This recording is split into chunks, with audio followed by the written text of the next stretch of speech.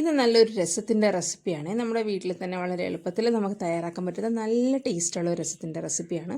അപ്പോൾ അതിന് ആവശ്യമായിട്ടുള്ള സാധനങ്ങളാണ് ചുവന്നുള്ളി, വെളുത്തുള്ളി, തക്കാളി, മല്ലിയില, കറിവേപ്പില, പച്ചക്കുരുമുളകിട്ടാണ് ഞാൻ വെക്കുന്നത് കേട്ടോ. അപ്പോൾ ഇതെല്ലാം കൂടെ നമ്മളൊന്ന് മിക്സിയുടെ ജാറിലോട്ടിട്ടൊന്ന് ക്രഷ് ചെയ്തെടുക്കുന്നുണ്ട്. ഈ പച്ചക്കുരുമുളക് എല്ലാം കൂടെ അതിനകത്തോട്ട് ചേർത്താണ് നമ്മൾ ക്രഷ് ചെയ്തെടുക്കുന്നത് കേട്ടോ. അപ്പോൾ അതെല്ലാം നന്നായിട്ടൊന്ന് ഒരുപാട് അങ്ങ് അരയണ്ട, അത്യാവശ്യം ഒന്ന് ക്രഷായിട്ട് എടുക്കുക. ക്രഷ് ചെയ്തെടുത്തതിന് ശേഷം പിന്നെ നമുക്ക് പുളിവെള്ളം വേണം ഇതിനകത്തേക്ക്. പുളിവെള്ളം എല്ലാം ഞാൻ അതിന് വേണ്ടുന്ന എല്ലാ സാധനങ്ങളും സെറ്റാക്കി വെച്ചിട്ടുണ്ട് കേട്ടോ. എന്നിട്ട് നമ്മൾ കലത്തിലാണ് വെക്കുന്നത്, ഒരു മൺകലത്തിലാണ് വെക്കുന്നത്.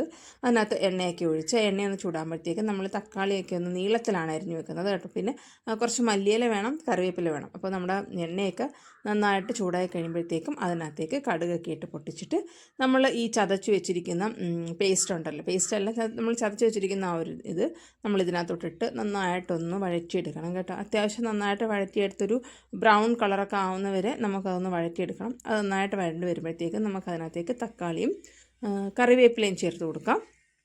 അതും വീണ്ടും നന്നായിട്ട് വഴറ്റിയെടുക്കുക. തക്കാളി ഒരുപാടങ്ങ് ഉടഞ്ഞങ്ങ് പോകണമെന്നില്ല, നമുക്ക് രസത്തിനകത്ത് ആ ഒരു തക്കാളി അവിടെ കിടക്കണം കേട്ടോ. പിന്നെ കുറച്ച് ചതച്ച ജീരകം അതും കൂടെ നമുക്ക് ചേർത്ത് കൊടുക്കാം. ജീരകം ഞാൻ ആദ്യമേ മറ്റേ ഉള്ളിയുടെയൊക്കെ കൂടെ ചതക്കേണ്ട ഇറങ്ങി വിട്ടു ആയതുകൊണ്ട് പിന്നെ അത് ചതച്ച് ചേർത്താണ്.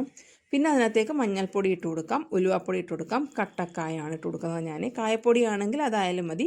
നമുക്ക് കായക്കട്ട ഇട്ട് കൊടുത്തിട്ട് വീണ്ടും നന്നായിട്ടൊന്ന് അതൊന്ന് വഴറ്റിയെടുക്കണം, എല്ലാം ഒന്ന് മിക്സ് ആവുന്നവരെ.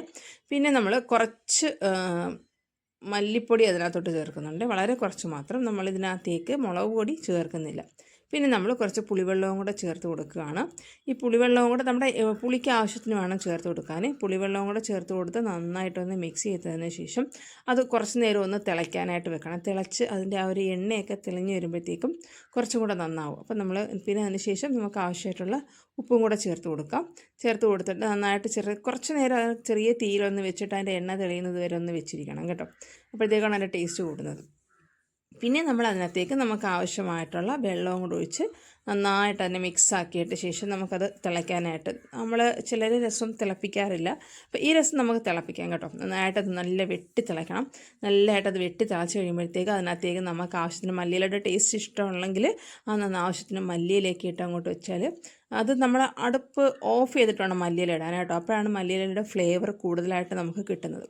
അപ്പോൾ നമ്മുടെ ടേസ്റ്റി ആയിട്ടുള്ള, വളരെ ടേസ്റ്റി ആയിട്ടുള്ള, നമ്മൾ ചോറിനൂടെ കഴിക്കാനായിട്ട് ഈ ഒരു രസം മാത്രം മതി. രസം ഇഷ്ടപ്പെടുന്നവർക്ക് ഈ ഒരു രസം തന്നെ ധാരാളമാണ് ചോറ് കഴിക്കാനായിട്ട്. തക്കാളിയൊക്കെ അതിനകത്ത് ഇങ്ങനെ ഒരുപാട് അങ്ങ് ഉടഞ്ഞു പോകാതെ കിടപ്പുണ്ട്. അപ്പം എല്ലാവർക്കും ഈ റെസിപ്പി ഒന്ന് ട്രൈ ചെയ്ത് നോക്കാവുന്നതാണ്. എല്ലാവരും ഒന്ന് ട്രൈ ചെയ്യുന്നു.